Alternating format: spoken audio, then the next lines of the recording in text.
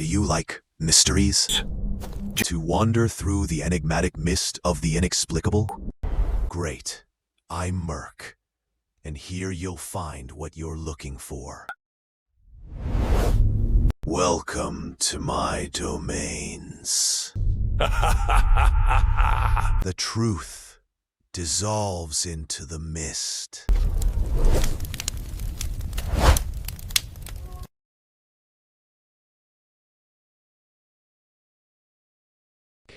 The end of the year in Japan is a time for quiet reflection, a moment to close one chapter and welcome the next with hope and renewal. But in the Setagaya district of Tokyo, on the frosty night of December 30th, 2000, hope was about to be extinguished in the most brutal way imaginable. The Miyazawa family, a picture of suburban contentment, was preparing for the festivities, unaware that a predator was already watching, waiting for the perfect moment to strike. Mikio. Miyazawa was a 44-year-old corporate worker, a man who dedicated his life to his family. His wife, Yasuko, 41, was a teacher who ran a study class from their home, a woman who poured her heart into nurturing young minds. Their daughter Nina was an 8-year-old ball of energy, a bright and adorable child who loved ballet and piano. Their son Ray was 6 years old, a boy with a mental disability who was surrounded by unconditional love and support from his parents. They lived in a small 2-story house in the Kamiso-Shagaya area, a quiet residential neighborhood next to a playground and near a river.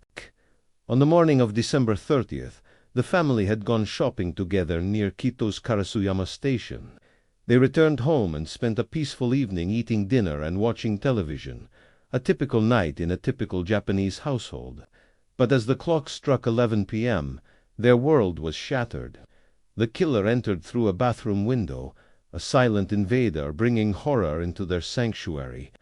What followed was a massacre so savage, so devoid of humanity, that it would etch itself into the collective memory of a nation. The attack was methodical and merciless. Police believe Ray was killed first, strangled in his bed. His small body spared the sight of the carnage that was about to unfold. The killer then turned his attention to the rest of the family. He used a sashimi knife, a tool for preparing delicate slices of fish, to commit an act of unimaginable brutality. Mikio was stabbed multiple times, his body found slumped at the bottom of the staircase. The killer then went upstairs, where he found Yasuko and Nina. He stabbed them repeatedly, far beyond the point of death, a frenzy of violence that left their bodies mutilated. The knife eventually broke, with part of it lodging in Mikio's head, forcing the killer to retrieve another blade from the kitchen to continue his butchery. The following morning, December 31st, Yasuko's mother, Haruko, who lived next door, grew concerned when she couldn't reach the family by phone. She went to their house, knocked, and received no answer. When she opened the door, she was met with a scene of horror. She found her son-in-law Mikio covered in blood at the foot of the stairs. She went upstairs and discovered the bodies of her daughter and granddaughter, both stabbed repeatedly. In a nearby room, she found her 6-year-old grandson, Ray, lying still in his bed. She called the police, her hands stained with the blood of her family. The immediate aftermath was chaos. The Tokyo Metropolitan Police Department arrived at a scene that defied belief. It wasn't just the violence that shocked them, it was the behavior of the killer. This was no panicked flight. This was a cold, calculated occupation of the crime scene. The killer had not fled. He had stayed, for hours, inside the home with the bodies of his victims. He had made himself at home in the house of the dead. He walked through the house, ransacking drawers and scattering the family's belongings. He used the family's computer, browsing the internet and even creating a folder. He opened the refrigerator and helped himself to at least 4 ice creams from the freezer. He drank barley tea, enjoying the spoils of his massacre. He defecated in the toilet and did not flush, leaving his biological waste for police to find. He even took steps to stem his own bleeding, suggesting he was wounded during the attack, but he remained calm and composed. The killer lingered in that house until dawn, a ghost walking among the dead, leaving a trail of evidence so vast that investigators thought an arrest was imminent. He left behind his DNA, his fingerprints, his blood, and his clothing. He abandoned a gray bucket hat, a scarf, a jacket, black gloves, a waist bag, and a distinctive raglan shirt with purple sleeves. He also left a pair of size 45 sneakers, a size that was never sold in Japan, indicating they were imported from South Korea. He left the murder weapon, the broken sashimi knife, and even the feces in the toilet. He left behind the forensic goldmine. Yet, despite this overwhelming mountain of physical evidence, the killer's identity remained a complete mystery. The police had his entire life spread out before them on the floor of that house, everything except his name. Almost 250,000 investigators have worked on this case, receiving more than 15,000 tip-offs from the public. But nearly 2 decades later, officers were seemingly no closer to solving a crime that is extremely rare in this largely peaceful country. And the question that haunted the police, and continues to haunt them to this day, is a simple one. How can a man leave so much of himself behind and still remain completely invisible? This is the mystery of the Setagaya murders, a case that has come to be known as the Goldilocks murder. Not because the killer was looking for something that was just right, but because he broke into a home, ate the food, used the computer, and slept, making himself at home in the aftermath of a massacre. It's a nightmare version of a children's story, a chilling tale that has baffled investigators for a quarter of a century. The killer is a specter, a faceless man who left his calling card in blood, DNA, and feces, but whose true identity remains locked in the shadows. To Setagaya family murders are not just a crime. They are an enigma that has come to define the limits of modern forensic science. The killer left behind a staggering array of evidence, a collection of personal effects that painted a detailed portrait of the man, yet failed to reveal his face.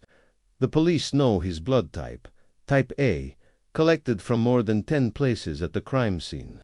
They have his DNA, a genetic blueprint that could, in theory, identify him with absolute certainty.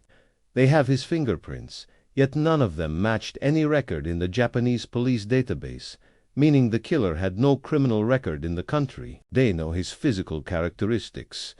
Based on footprints, he is believed to be a male around 170 centimeters tall. The clothes he left behind were not random. The raglan shirt, for example, was a rare item. Only 130 of them were ever sold in Japan, and police were only able to identify 13 of the purchasers.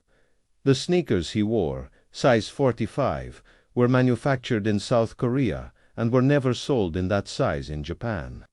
The sand found on his clothing was analyzed and found to be from a specific region, possibly from near the Adriatic Sea, suggesting the killer may have had foreign roots or had traveled abroad. The DNA analysis added another layer to the mystery, revealing markers that are more common in people of Korean or Chinese descent than in the native Japanese population. This mountain of forensic data should have led directly to the killer's doorstep. In any other case, this would be an open and shut investigation. But every single lead hit a dead end. The DNA was run through every available database, both in Japan and internationally, and there was no match. The fingerprints were checked over 8 million times, a painstaking process that yielded nothing. The police investigated the rare shirt, the unique sneakers, the specific sand, but the trail always went cold. The killer seemed to exist in a forensic vacuum, a man who was both everywhere and nowhere at the same time. The investigation, however, did not stop. The Tokyo Metropolitan Police Department mobilized a total of about 298,300 officers over the years, examining some 14,700 tips from the public. They offered a reward of 20 million yen, nearly $200,000, for information leading to the arrest of the killer. They distributed flyers with images of the clothing the killer wore, hoping someone would recognize them. But as the years passed, the public's memory began to fade. The number of tips dwindled to only 184 in 2024. This collective forgetting has had disturbing consequences. The house where the Miyazawa family was murdered still stands, a decaying monument to an unsolved crime. It has been fenced off, surrounded by overgrown weeds, a stark reminder of the tragedy. But for a new generation, the house has lost its meaning. High school students have been referred to prosecutors for drawing graffiti on the fence or trespassing on the premises as a test of courage, completely unaware that they were standing on the site of one of Japan's most infamous mass murders. Earlier this month, someone even broke a window and entered the house. The building is falling into disrepair, and the family's relatives have refused to tear it down, wanting to maintain proof that the family lived there as they wait for justice. The police are fighting to keep the case alive. They are giving lectures at police academies and stations, ensuring that new officers understand the gravity of the Setagaya case. They have distributed information on the incident to all staff and updated a video used as teaching material 3 times, seriously taking the fact that the Setagaya case has remained unsolved for 25 years. We will continue our investigations with a strong determination to capture the murderer, said Masayuki Okabe, chief of the MPD's first Criminal Investigation Division. But for the family's surviving relatives, the pain is a constant, unhealed wound. Mikio's mother, Setsuko, who is now 94 years old, is desperately hoping for the case to be resolved. She has a shrine to her son and his family in her home, filled with their toys, a heartbreaking collection of what could have been. I always wonder how they would have grown up. My biggest regret is that I never got to see them grow up, she said. She still cannot remember the family's funeral. She was told she was so traumatized that she could not walk and had to be carried inside. Why would they kill the children as well? If someone held grudges, they could just kill the adults, she asks, a question that has no answer. K. A retired detective, Takeshi Tsukida, who played a key role in the case, is still haunted by the mystery. It's been 19 years, and despite so many clues left behind, the fingerprints and the DNA of the criminal, why can't we find him? He pondered. His question echoes the frustration of an entire nation. The Setagaya murders have had a profound impact on Japanese society, altering the way people live their lives and even leading to the revocation of the statute of limitations for certain violent crimes in Japan. The case has become a symbol of the fallibility of the justice system, a chilling reminder that even in a country with one of the lowest murder rates in the world, a killer can commit the perfect crime and simply vanish. The killer remains a faceless entity, a phantom who slipped through the fingers of the most extensive manhunt in Japanese history. He is a man who left his DNA, his clothes, his shoes, his feces, his entire forensic identity at the scene.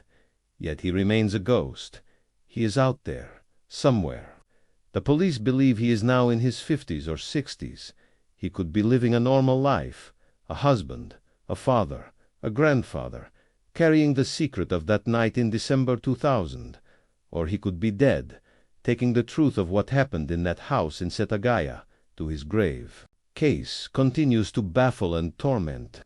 A quarter of a century has passed, and the Miyazawa family is still waiting for justice. The house on the quiet street in Setagaya stands as a silent witness to an unspeakable horror, a monument to a mystery that has defied all logic and all science. And the question that hangs over this entire tragedy, the question that will continue to haunt Japan for years to come, is a simple one. Who was the faceless man who walked into a family's home, slaughtered them, ate their ice cream, and then vanished into the night, leaving behind a mountain of evidence but not a single clue to his identity? Did you like this mystery? And what is your theory? Leave your thoughts in the comments.